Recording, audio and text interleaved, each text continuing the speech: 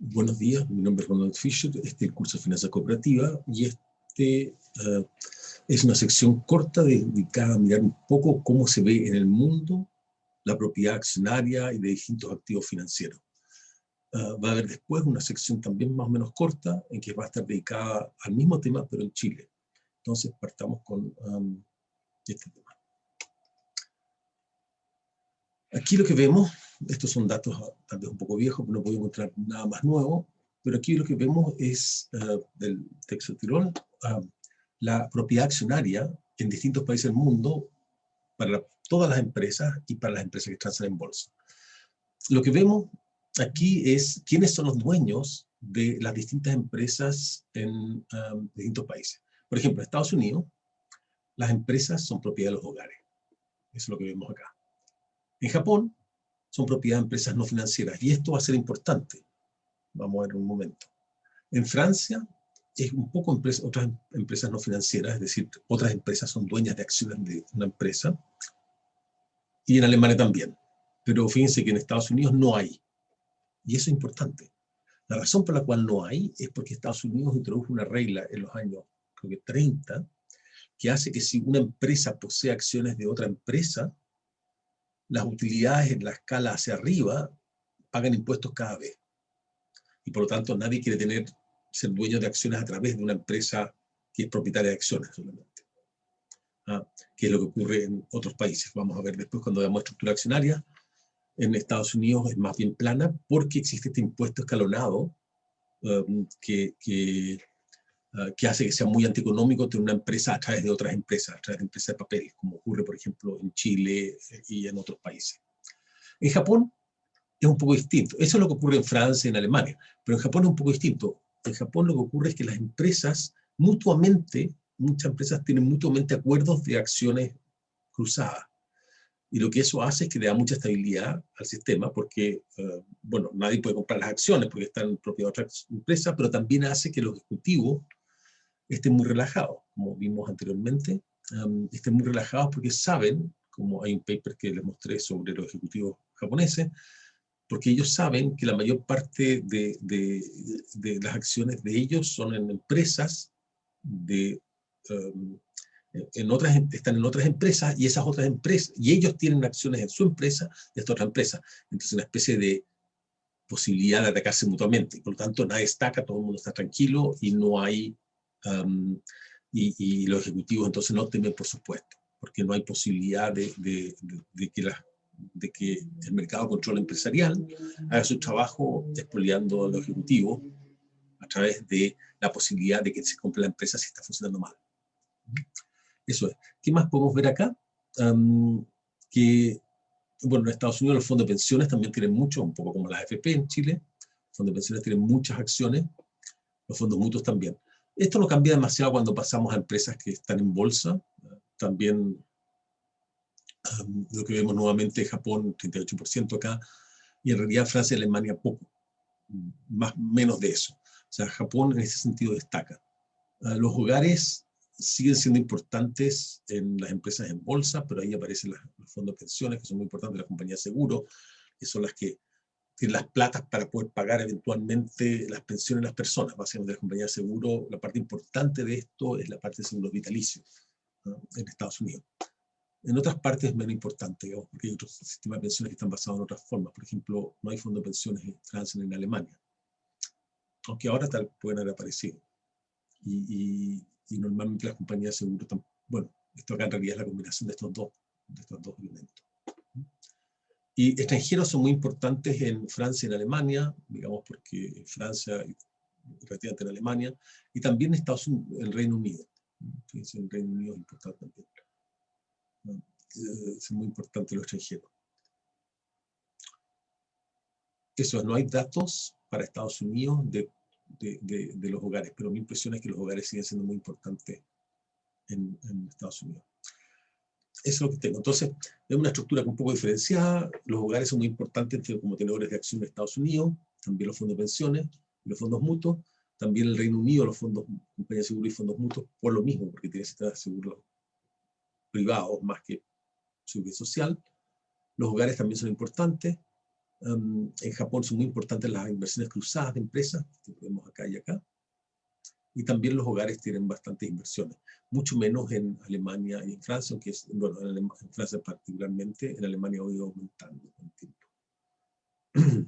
Fíjense, los bancos, y esto es una cosa interesante, los bancos de instituciones financieras en Alemania, antes, esto es el 2006, no sé si ha cambiado ahora, eran muy importantes tenedores de acciones de empresa, a diferencia de los otros países, que eran muy poco importantes esto. Los bancos como el Deutsche Bank, que ahora están en muchos problemas, pero en esa época era muy poderoso, tenían muchas acciones de las empresas y también le dan estabilidad al sistema, porque había menos mercado comprador empresarial. Ese no funcionaba bien, las empresas en Alemania, por lo tanto, eran un poco menos eficientes, que por lo menos de algunos puntos de vista, que las empresas de los países anglosajones.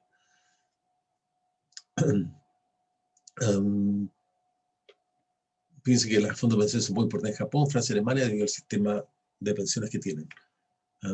Es importante la posición cruzada de acciones, como dije, y los extranjeros prefieren empresas listadas en bolsa. Eso también es importante. Fíjense que es mucho más importante la posición de extranjeros en empresas listadas en bolsa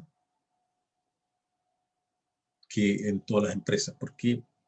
Porque todas las empresas, primero, no tienen conocimiento, pero segundo, tal vez es más difícil saber lo que está pasando, tener acceso a ella.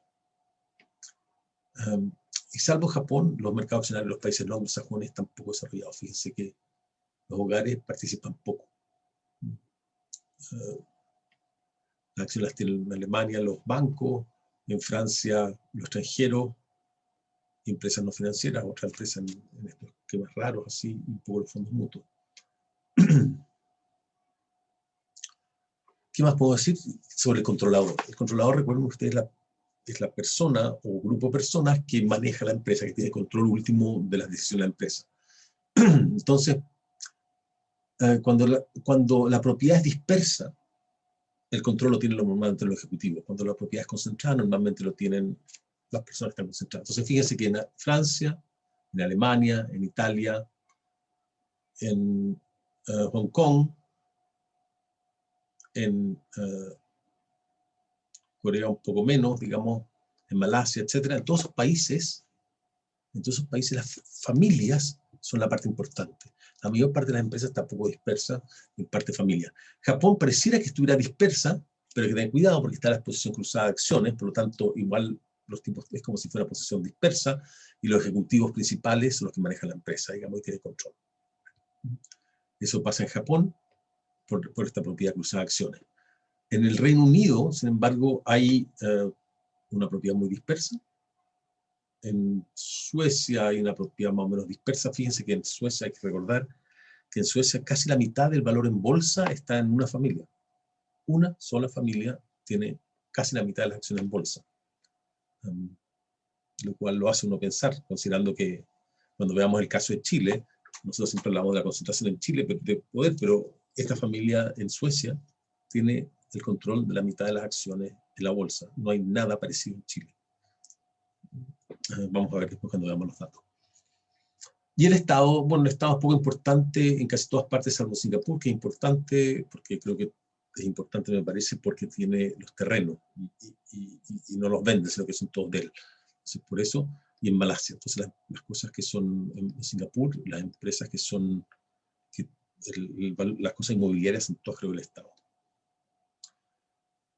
En Europa, vamos a ver que se usan, en otras partes se usan, en Japón hay posición cruzada de acciones, en el Reino Unido y Estados Unidos hay propiedad dispersa de acciones.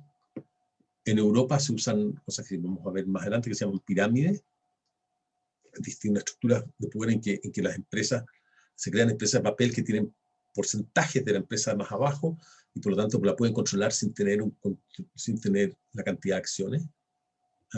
Se usan distintas clases de acciones, distintos poderes, lo que están usando recientemente las empresas más tecnológicamente avanzadas en Estados Unidos. Por ejemplo, Google tiene 2 tipos de acciones, Facebook creo que también tiene 2 tipos de acciones y algunas otras, Uber también creo que tiene varios tipos de acciones. Y también la posición cruzada, que es lo que dije sobre Japón, ¿cierto? El 54% de las empresas tiene un controlador y en 2/3 de ellas la gerencia es la familia. Es decir, no solamente en el 54% de las empresas en general hay un controlador familiar, sino que hay una familia que controla, lo que además en 2/3 de ellas no solamente el control es de ellos, sino que además ni siquiera lo delegan, sino que la gerencia es la familia. Vamos a ver más adelante que en parte esto se debe a que el sistema legal no funciona, aparentemente. Y esto ocurre, esto pasa en Europa y también algo parecido pasa en Asia. En Asia parece que es por problemas legales. En Europa no es tan claro a qué se debe que la gerencia sea la familia. En el caso de los países anglosajones, como decía, la propiedad es dispersa. En el Reino Unido los 3 mayores accionistas tienen menos de un 20% de las acciones y la mediana del mayor accionista de Estados Unidos tiene un 9% de las acciones, o sea, muy bajo, muy bajo. Y los accionistas individuales tienen un poco. Y en general, este mayor accionista es un fondo mutuo, una cosa, un fondo de pensión, y por lo tanto ni siquiera es una persona, sino que es un representante de personas. Y los portafolios se mueven rápidamente. Hay ajuste de portafolio y por lo tanto hay mucha liquidez en las acciones. Un gran porcentaje de las acciones están moviéndose todo el tiempo.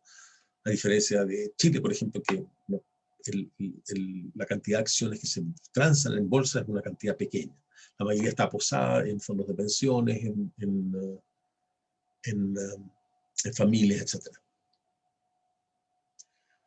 Eso es lo que quería decir sobre la propiedad a nivel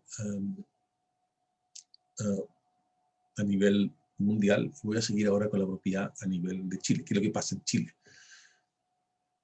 Entonces, el caso de Chile es interesante porque hay una definición de lo que se llama un grupo económico. Un grupo económico es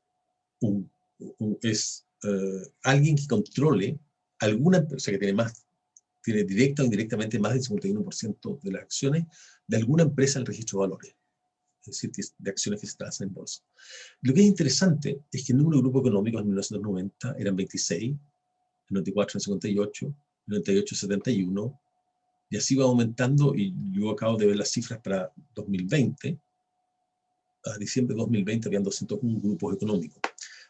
Esto quiere decir, hay dos maneras de interpretarlo, digamos. Uno podría pensar que se está concentrando en la propiedad, al revés. Yo pensaría que más bien, al haber más grupos económicos, es decir, hay más grupos independientes que transan en bolsa. Los grupos económicos controlaban en 2005 el 85% del patrimonio bursátil, no sé cuántos ahora, pero no tengo la cifra, y el 90% de los activos totales de empresas no financieras en la lista. Unas razones por las que existen grupos financieros, hay varias razones, digamos, pero una de las razones principales es que en países con débil protección al crédito, un tema que vamos a ver más adelante, los conglomerados permiten acceso a mercado de capitales internos. Cuando el mercado de capitales no funciona bien, entonces estos conglomerados, estos grupos de varias de empresas que controlan, estos grupos que controlan empresas, permiten traspasar platas de una firma a otra de una manera que no se puede hacer el mercado, porque el mercado funciona mal, el mercado abierto. Entonces se prestan platas entre ellas. Esto es lo que parece aquí. Este es el caso, por ejemplo, en Italia, de 2017. Eso. Entonces vemos que en el 2020 habían 201 grupos económicos en Chile. Ahora, de todo tipo. Por ejemplo, aquí vemos un poco los principales grupos económicos. Aquí no están todos, acá está solamente 17 o 20, una cosa así. Y vemos que su valor, hay los grupos económicos, no todos, hay grandes y más pequeños, más pequeños, más pequeños. Por ejemplo, aquí el grupo Luxic tenía un patrimonio bursátil. Ahora, ten cuidado, este es el patrimonio bursátil de las empresas que ellos controlan, pero eso no es el valor de sus propias posesiones, porque para eso habría que ver qué porcentaje tienen ellos de las empresas, qué porcentaje son ellos directamente los dueños de las empresas. Y eso no es tan fácil porque a menudo tiene estructuras societarias complejas. Entonces, esto aquí es el patrimonio bursátil, entiendo, de las empresas que están controladas por la familia Luxic. 7.000, bueno, aquí hay muchos ceros, supongo que estos son 7 billones de pesos. 7 millones de pesos, o casi 8 millones de millones de pesos. Es casi el doble del Grupo Solar y Falabella. Este grupo tiene minas, cervecerías, Banco Chile, etc. Solari tiene Falabella principalmente y el grupo Totus y cosas así. El Mate tiene la papelera, tiene el Banco Vice, tiene unas empresas mineras, tiene Colbún, tiene participación entera, etc. Yarur tiene el banco BCI, no estoy seguro de otras cosas. Angelini tiene a Celulosa Arauco, Copec, etc. Ponce Lerú tiene Soquimich, pero Ponce Lerú tiene una porción pequeña de esto, ¿no? Como vamos a ver más adelante. Polman es Jumbo. Cueto es, ahora esto ha bajado mucho últimamente, es Lanchile, Latam. Sayé es, me parece, algunos centros comerciales y me parece que embotelladora. O sea, tal vez ese, no estoy seguro. Sigue Copper es minería, ingeniería. Glisaste es vino. Son las grupo Conchitoro.